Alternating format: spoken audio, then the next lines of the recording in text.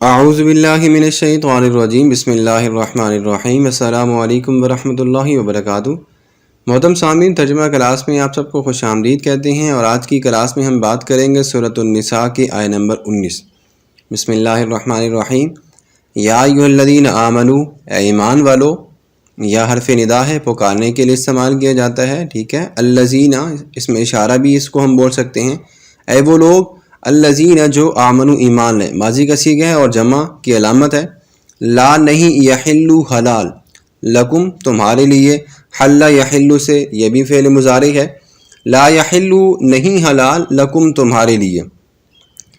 یا ایھا الذین آمنوا لا یحل لکم، اے ایمان والو نہیں حلال تمہارے لیے، اے ایمان والو تمہارے لیے حلال نہیں ہے۔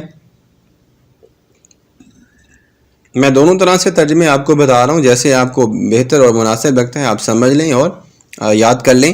ان یہ کہ، ان یہ کہ حرف ناصبہ یا حروف ناصبہ میں سے، ترثو تم وارث بن جاؤ، ٹھیک ہے، ماضی ہے، اورث یورثو سے اگر ہم بات کریں تو یا وارثہ سے، ترثو تم وارث بن جاؤ، النساء عورتوں کے، لا یحل لکم ان ترثوا النساء، اے ایمان والو تمہارے لیے حلال نہیں ہے کہ تم عورتوں کے وارث بن جاؤ، کرہن زبردستی، کرہن زبردستی، ولا اور نہیں، اور یہ بھی جائز نہیں ہے۔ یہ ساری آیتیں، یہ لا یحل لکم ہم یہاں پہ بھی لگا سکتی ہیں، کیونکہ یہاں پہ یہ محذوف کر دیا گیا ہے، حکم وہاں پہ بھی وہی دیا جا رہا ہے۔ جیسے اب اصل میں یہ الفاظ یوں ہو سکتی ہیں کہ ولا یحل لکم، اور آخر میں ہم لگا دیں لا تعذلوا، اور نہیں حلال تمہارے لیے، لا تعذلوہن کہ تم انہیں روکو یا تنگ کرو، لتذہبوا تاکہ تم لے لو، یا تاکہ تم اگر ہم تھوڑا سا اس کو دوسرے الفاظ میں استعمال کریں تو قبضہ کر لو، ببعض ما آتیتموہن جو تم نے انہیں دیا کچھ حصہ، ببعض کچھ حصہ، ما جو کچھ بھی آتیتمو تم نے دیا، ہن انہیں، مؤنث کا صیغہ ہے، عورتوں کے بارے میں بات کی جا رہی ہے۔ اب جو دیا اس کا مطلب ہے حق مہر کے بارے میں بات کی جا رہی ہے، یا اس کا یہ بھی مطلب ہو سکتا ہے کہ جو بھی مال و دولت تم نے ان پر خرچ کیا، اس کے حوالے سے بات کی جا رہی ہے۔ الا مگر، اچھا اب دیکھیں سمجھ لیں دوبارہ، ولا تعذلوہن ولا تعذلوہن لتذہبوا ببعض ما آتیتموہن، اور تم اس نیت سے جو کچھ تم نے ان کو دیا اس میں سے کچھ لے لو، یہ بھی جائز نہیں ہے، اور نہ ہی تم ان کو گھروں میں روک کے رکھو، یہ بھی جائز نہیں ہے۔ اب اللہ نے دو کنڈیشنیں بتا دی، دو صورتحال۔ پہلی بات کہ تم عورتوں کے زبردستی وارث نہیں بن سکتے، دوسری بات کہ جو تم نے حق مہر دیا وہ بھی تم نہیں لے سکتے، اور تیسری بات کہ تم انہیں زبردستی اپنے گھروں میں نہیں رکھ سکتے، تنگ نہیں کر سکتے۔ ہاں اگر تم یہ سارے کام کر سکتے ہو، یہ ساری چیزیں کہ تم ان کے وارث بن سکتے ہو، انہیں تنگ کر سکتے ہو، تو اس کی صورت کیا ہے؟ الا، اب دیکھیں یہاں پہ اللہ نے شرط بتا دی، الا مگر،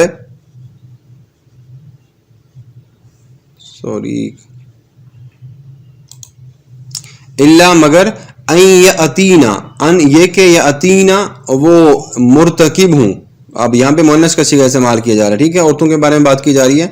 یاتینا وہ مرتکب ہوں، بفاحشۃ مبینہ،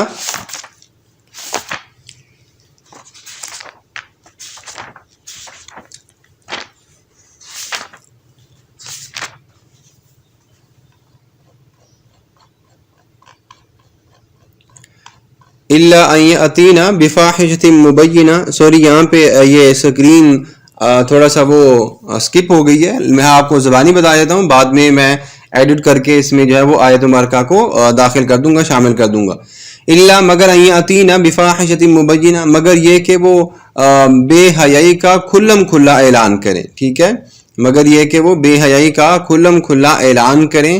بفاحشۃ مبینہ وہ واضح طور پر اس بات کو لے کر آئیں، مطلب وہ بے حیائی کا کام کریں، بفاحشۃ مبینہ کھلے طور پر بدکاری، وعاشروہن بالمعروف، وعاشرو عاشر سے، اگر عاشر کے بارے میں بات کریں اور واو اور یا کو نکال دیں، عاشر تو یہ اس میں فاعل ہو جائے گا، کام کرنے والا، ٹھیک ہے، اب واو یا کو ساتھ ملانے کے بعد عاشرو ماضی ہو جائے گا، عاشرہ یعاشرو سے، اور وعاشرو اور رہو ان کے ساتھ، ٹھیک ہے، وعاشرو اور رہو ان کے ساتھ، فعل مضارع، فعل ماضی اور جمع مذکر غائب ہن ان کے ساتھ بالمعروفی اچھے طریقے کے ساتھ، وعاشروہن بالمعروف اور تم ان کے ساتھ نیک سلوک کرو، فإن پس اگر کرہتموہن تم انہیں ناپسند کرو، ٹھیک ہے، تم انہیں ناپسند کرو۔ اب دیکھیں ہمیں اللہ تبارک و تعالیٰ نے کیا حکم دیا، ذرا سمجھنے والی بات ہے۔ فَإِن كَرِهْتُمُوهُنَّ اگر عورتیں تمہیں ناپسند ہوں یا تم ان کو ناپسند کرو، فَعَسَىٰ تو ہو سکتا ہے، ٹھیک ہے، تو قریب ہے، عسا قریب ہے تو ہو سکتا ہے،